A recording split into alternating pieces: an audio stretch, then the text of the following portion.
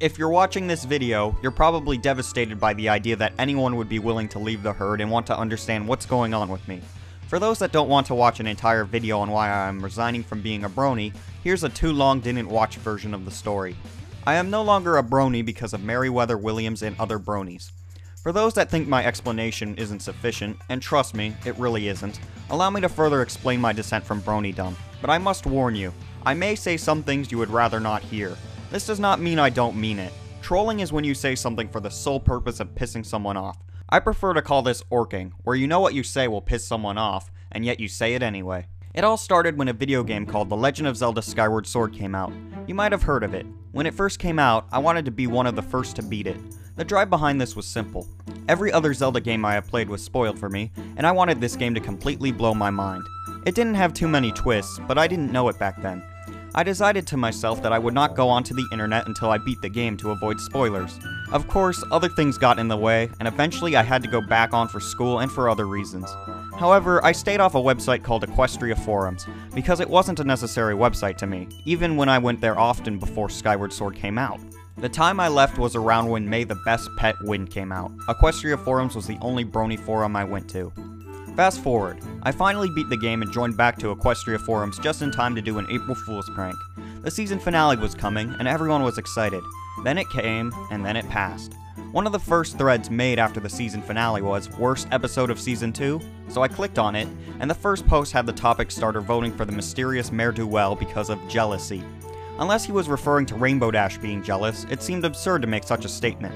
The other ponies made ne'er-do-well out of jealousy for Rainbow Dash's abilities? It, more than anything, reminded me of just about everyone on YouTube that says, "Oh, you're just jealous," to anything negative said about them. Also, I now use this as a joke response to anything negative said about me for laughs. For example, if someone said, "You didn't clean the dishes like I told you to," I'll respond, "Oh, you're just jealous." I scrolled down. There were other people voting for the episode as well. Granted, I never thought of ne'er-do-well as an episode to remember. Hell, up until this point, I pretty much forgot it existed. But to say it's the worst episode of the season? What? I continued looking around the thread and the thread on the episode itself. There's been a lot of different reasons people say they hate it, and it would be hard to address them all. Add in the fact that this is a personal account on why I am no longer a brony, and not some huge rant about how you think differently than me about an episode, and I'll just summarize my thoughts. Point number 1. I had my doubts after only watching the episode twice long ago, but after watching the episode a third time only recently, I know one thing is certain. Rainbow Dash was in absolutely no way, shape, or form right in what she was doing. She was so enticed in her own little world of being worshipped, she began to only save people for glory. She had her head so far up her ass that it impacted her ability to save people. That's not taking pride or simply acknowledging your accomplishments, as one person put it. That's hubris. Until my third viewing, I thought the only thing that topped how conceited she was being was in the famous poem Casey at the Bat.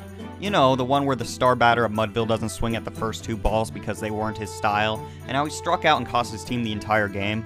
After letting pressure build in Ponyville Dam and stopping from blocking it with her hoof to pat herself on the back, thereby causing the dam to break prematurely and better off if she never intervened, she passed Casey easily. Point number 2. Ne'er-do-well was conceived for a simple plan. Help ponies and take no glory from it, then have Rainbow Dash notice that people stop paying attention to her so that she'll realize that nobody likes a show-off. People liked Rainbow at first. That was because Rainbow was the only hero at the time and they had to accept and like her help. When ne'er-do-well did the same thing but didn't throw a huge scene, people started appreciating her for her modesty more. People say that the other ponies should have talked to Rainbow Dash about her bragging, but when somebody starts taking photographs, pictures, and hiring a ghostwriter for an autobiography, it's a little obvious that perhaps simple words won't do anything to assuage the person to modesty. Add in the fact that it's, you know, Rainbow Dash, and clearly it wouldn't work. Point number 3. Like I said before, there are many different statements from different people about this, but the underlying idea is that ne'er-do-well somehow was trying to outdick Rainbow and put her in her place. What did ne'er-do-well specifically do to imply this? One statement is that ne'er-do-well humiliated Rainbow Dash. Did ne'er-do-well use magic to have Rainbow say, "In your face, ne'er-do-well, I saved 1 person," and then have another pony bluntly point out that ne'er-do-well saved 3 of them? Did Twilight use mind control powers on Rainbow Dash to have her make a giant scene in helping Granny Smith, opening a jar of peanut butter and mowing the grass? Go outside and mow grass and scream to the world that you have saved the grass from weeds and have become a hero. The more people you do it in front of, the more people will laugh at you. I could probably go on for a while, but like I have said, this is a video on why I am no longer a brony. If you want to further have a debate on the quality of Merryweather's decisions in the episodes, you can PM me and we'll talk from there. However, if you're going to argue with me on it, you must at least agree with point number 1. Call me abrasive, ignorant, or whatever you want, but just like how popular anti-religious advocate Richard Dawkins plainly refuses to argue with people that think the story of Adam and Eve is true, I will tell you this. If you are stupid enough to think that Rainbow Dash is just taking usual pride and that there's nothing wrong with her actions during the episode, you're way too far in for me to help you. I'll simply show you a picture of a man flying off on a jetpack if you even imply the idea. As long as that sidetrack about Mare Duel might have seemed, we are still on the thread about the worst episode of Season 2. In an attempt to try to have other people understand the idea that every pony in the show is trying to be an ass was silly, I grabbed an episode that I was not too fond of already, and proposed my argument that the main character was being anything but a friend. The episode is actually the one after Mare Duel, the one titled Sweet and Elite, and my proposition was that Rarity was willing to risk throwing away the trust and respect of her friends to hang out with people in fancy outfits for a few days in a twisted fantasy. The original poster quickly prompted to say that it never happened. I gave the undeniable proof that Rarity had so many chances to work on the dress but decided that Twilight didn't mean enough to her, and the guy promptly went to another thread about what pisses you off and complained about people that can't understand that the characters are not robots, and that these people must want an episode where everyone is perfect and they solve all their problems in 5 seconds. Not only was this cowardly and employed the black and white fallacy, but the fact that it came from this particular person made me think. How is it that Rarity was somehow in the right for backstabbing her friends, but having the other ponies teach Dash a lesson in the way that she would understand is a horrible, horrible action? I just can't wrap my head around it. The more I thought about it, the more I realized I was actually in a better position than the people that thought Season 2 Episode 8 was full of jerks. Whereas I can easily say that the other ponies were just trying to help Rainbow Dash, the safety net disappears in Sweet and Elite. What, did Rarity somehow know that Twilight secretly wanted to go to Canterlot and knew that by refusing to leave that the gang would come over? That's a boatload of wishful thinking that Twilight wanted to go to Canterlot and that Rarity's faking as a facade, despite the fact that if it were, she would have called off the party with Fancy Pants. I later noticed that Rarity was not only tricking her old friends, but her new friends in Canterlot. She was playing everybody and trying to get absolutely everyone to like her and be a Hannah Montana. Assuming that everything in Season 1 happened before Season 2, didn't Rarity learn that you can't please everyone? I realize now that the better ending would have been a sad one, that she winds up with both sides disliking her and she earns her friends' trust back by giving her dresses to charity or something and proving that she cares more about Ponyville than Canterlot. Nope, apparently Fancy Pants bails her out when she chooses her Ponyville friends over the people of Canterlot, a decision that she only did because she was called out on her actions and was forced to pick a side. Suddenly, without conscious thought, my reasoning about Sweet and Elite began to infect other episodes. It makes sense, since it would be hypocritical to isolate the problem when others have it, right? People seem to think that other Merryweather episodes are the only ones where the ponies could possibly be jerks. I began to think about the show as a whole. The episodes I didn't really like were barely touched by my mind's reprocessing of the episodes since I hated them already. We'll get to those episodes later. For now, why didn't the other ponies other than Twilight try to convince Applejack that she needed help in Applebuck's season? Why didn't the ponies try harder to boost Rainbow's confidence in Sonic Rainboom, and instead go to the weather factory and in Rarity's case, show off her wings and make Rainbow feel even more miserable? Why didn't the ponies tell Spike about Pinky's surprise party and have him help out with it? For that matter, why didn't the ponies possibly in any way think that just maybe their friend might have been going insane with trying to know what they were hiding from her? The question relating to Spike has a simple answer. Spike seems to not be able to keep a secret very well based on how he acted when Pinky interrogated him. Heck, he can't even keep a secret about his crush on Rarity. As for the other question relating to Party of One, Rarity didn't have the slightest thought that maybe dunking her head in trash to get out of going to Pinky's after party might have offended her friend? No, because she and the other ponies thought that Pinky was stupid enough to fall for their lies. It reminds me of a scene from Family Guy. Hi, Jimmy. I heard you didn't have a date to the dance, and I was wondering if you'd like to go with me. Oh, hang on. I'd love to go, Meg, but I have to go to my little brother's funeral that night. Nice friends you have there, Pinky. The Applebuck season and Rainboom episodes speak for themselves in terms of being a jerk by way of sheer ignorance, willfully or not. Also, wasn't it just generous of Rarity to agree to remake the dresses for her friends, and then sing a song complaining about how much she hates that her friends are crushing her artistic integrity, all while right in front of their faces? Just because Rarity was whining doesn't mean she's the only one to blame. Why aren't any of the ponies saying that she shouldn't remake the dresses if it bothers her so much? Do they care so much about having the swords be accurate that they can stand to see their friend in pain? Applejack and Fluttershy did it once or twice, but when you see your friend freaking out, you should tell them to stop because they clearly aren't right in the head. I also realized that Rarity's actions in episodes such as Sweet and Elite completely contradicted her element of harmony. Element of generosity really only thinks of herself. In fact, the only caring of other people she seems to give is that she cares whether or not people care about her. That's pretty selfish and conceited. Remember how in Ne'er-Do-Well that Rainbow Dash did things only to be appreciated? Yeah, that's Rarity for the entire show. And yes, I know that people would say that I shouldn't use the elements of harmony because it impacts characterization, but you know what? Just because they do that doesn't mean they don't exist. Not just that, they were in the first chronological episode. I'll give a $1,000 prize to anyone that convinces me that certain episodes take place before Twilight meets her friends. You can't just contradict something in the past because it's inconvenient. Imagine if Superman had the power to stare at anybody in the face, say you're dead, and then they die. Let's say he had no moral issue about using it. If he went through every single thing he ever did in any comic, movie, game, or radio show and he never used it even when the time was perfect, it would be bad writing. Yes, it would make every episode short and boring if he used it, but you know what? It was put there, and there's no in-context reason to ignore it. In the same way, it's weird when you are called the pinnacle of a characteristic when other element keepers fit your element better than you do. Twilight seems to be much more generous. I could go on about each episode and element contradictions resulting in bad writing and awful friendships, but instead I'll summarize. We all know that friendship is magic, hence why Twilight's element was magic when she found all of her friends to defeat Nightmare Moon. Why then does she, or is implied to, spend a lot of time alone studying? Why does Pinkie Pie sometimes have moments of complete insanity? Why does Applejack lie? Why does Rainbow Dash flip-flop like with Gilda in reading? Fluttershy keeps calm, collected, and kind, but that makes episodes about her unenjoyable. Putting Your Hoof Down was my favorite episode where Fluttershy is the main character because even though it completely contradicts her element for the majority of the episode, it was extremely hilarious to watch, and I lost it at Flying Feather. It may seem like I'm unappeasable, that I don't want the show to be boring or contradict the elements, but it has been shown to work. Take Bird in the Hoof, for example. No contradictions there as far as I can see. They can also make other characters have the element issues. Have Rainbow Dash become selfish and Pinkie Pie compulsively lie about what she does in her free time. Or, this would be the best possibility, if we had a time machine, don't introduce the elements of harmony in the first place. There are a few episodes that I hated before this whole thing that don't have to do with being a jerk or contradicting the elements of harmony, and I'll get to them now. The last roundup is extremely overrated. It had Derpy in it, cool. That doesn't disregard the idea that the episode had no consistency and everyone as a whole was just being weird.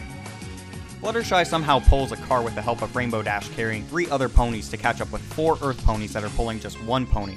The sizes of the carts help, but probably not that much. Not to mention that Pinkie Pie goes nuts when Applejack breaks a promise, but when Twilight does it and green isn't your color, it's fine. Also, Applejack not being able to accept winning money for the town to the point where she never wants to come back never seemed any way like Applejack. The whole episode just felt like a fanfiction brought to life. If the last roundup is the Burger King of overrated My Little Pony episodes, then Hurricane Fluttershy is the McDonald's. Has anyone else ever read The Little Engine That Could? Slap Fluttershy's head on that, and that's the basic premise of this episode, which has totally not been done millions of times before.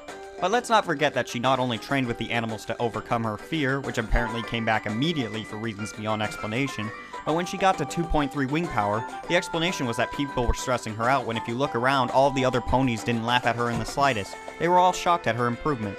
If the episode had her get 10 wing power, then have all the Pegasi say, "Wow, Fluttershy, that was an amazing improvement. I'll be sure to watch you during the tornado to see if there's any way I can improve my wing power quickly too," this episode wouldn't have been too bad.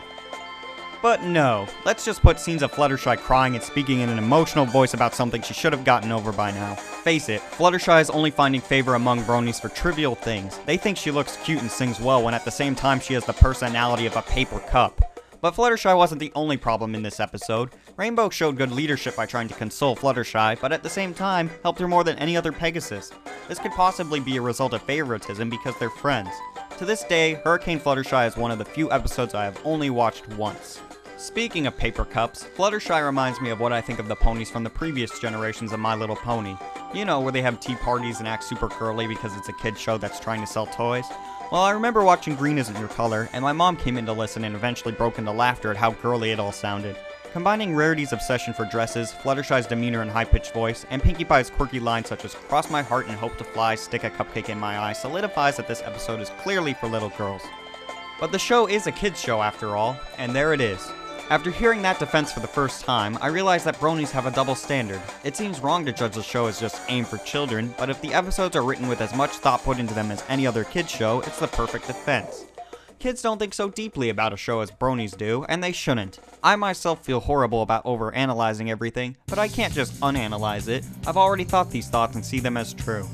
Not to mention that all of the characters are one-dimensional. Twilight is obsessed with reading, books, and school, all possibly to the point that she's only spending time with her friends as a homework assignment. Pinkie Pie likes parties and tries being random with no consistency. Applejack just tries to support everybody. Rarity cares about dresses, fashion, and her stance with other people. And Rainbow Dash cares about her stance in the world as well as Rarity, but focuses on how fast she can move and how awesome she is.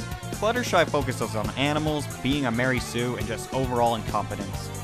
Now that we have my thoughts about the show out of the way, there's something I want to address. Bronies. Yes, I know that you're going to think it's silly to stop liking the show because of the fanbase, and I would agree. I hate the show not for what I am about to say, but what I have just said. However, I want to discuss how bronies as a collective whole make me want to stay a further distance away from all things pony related, similar to pouring salt on a wound. Bronies demand respect, but never grant it. On the Hub's Facebook page, people, without reason, will post a comment saying ponies or something related to ponies regardless of how inappropriate it is. Somebody that works on another show is having a birthday? I don't care, I just want more ponies. Which character from the Facts of Life am I most like? Pinkie Pie. The Hub feels bad about the Colorado shooting? Send ponies. More ponies everywhere. I hope it goes without saying that this shows disrespect to any other news from the Hub. Also on the Facebook page, whenever the Hub posts about the Care Bears show, bronies like to comment saying that it's for little girls and that they want more ponies. Isn't that what we were saying about ponies just a while back? YouTube has the strangest videos about My Little Pony, and makes me realize just how crazy the fanbase is. Aside from the horribly unintelligent comments whenever someone uploads a new episode, such as, cool people like the video before watching it, there's fads that people jump on for a quick bit of popularity because, you know, it's ponies. Worst of all is the .mov series, which is just a bunch of nonsense that for some reason or other has become very popular and makes bronies look like a bunch of freaks. It's even happened on one of my videos on another channel. I put a 2-second clip of Rarity, and now around 65% of the comments are about how I put a pony in it. The video is 7 minutes 10 seconds long. Watch it and comment on that rather than some small reference I made, damn it. Finally, bronies make a big hoodoo about people that mention them in any way, positive or negative. If it's positive, then the expected praise occurs. If they say something negative, then bronies as a collective whole send hate mail to the people and encourage the practice for other bronies. It's kind of funny, that's what people say negatively about religious movements, that love and tolerance is what they preach but they practice something else. Makes about as much sense as the elements of harmony. If there's anything wrong with bronies, it's that they have an unwarranted feeling of superiority because they enjoy quality programming. That is why I am no longer a brony. A co-writer on some of my favorite SpongeBob episodes has indirectly convinced me that My Little Pony is a huge mess of a kid's show, and it's all thanks to the first guy that asked himself, what if I assumed that all of the other ponies were just trying to be massive bitches to Rainbow Dash? Not to mention that bronies only send me further back. I kind of have to thank the people that helped me along in realizing this revelation. At least Williams had the decency to put in an excuse for any interpretation for being mean, such as it all being a play or fixing the issue being the entire premise of the episode in the first place. Will I continue watching the show? To see if it gets any better, and to combat the bronies that believe the only way a person can dislike the show is because they haven't seen it? Yes. Regardless of my continuance in watching the show, I refuse to further consider myself a brony. If anything, I'll call myself an out-of-target fan, if that. Finally, I challenge you, the viewer, to a task. Watch the entire show in a negative light. Assume that it's a kid's show and that all the ponies really are trying to step on each other. You'll see the show differently and might never come back the same way again. And the ultimate proof that I am no longer a brony? I just realized that I finished making a 19-minute video for the internet talking about the inner aspects of a children's cartoon, and I'm wondering what the hell I'm doing with my time.